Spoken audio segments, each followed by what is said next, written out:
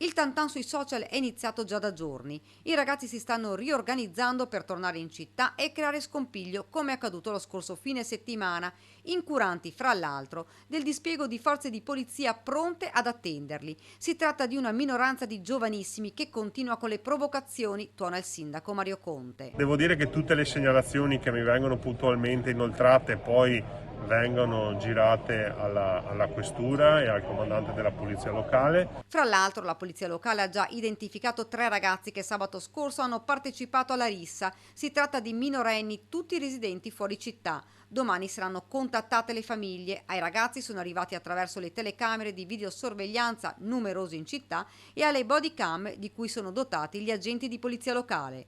Per loro scatterà la denuncia alla Procura dei minori di Venezia. Sappiamo che vengono tutti fuori Treviso, questo è il grande problema, quindi tante pattuglie saranno concentrate in stazione dei treni, in stazione degli autobus.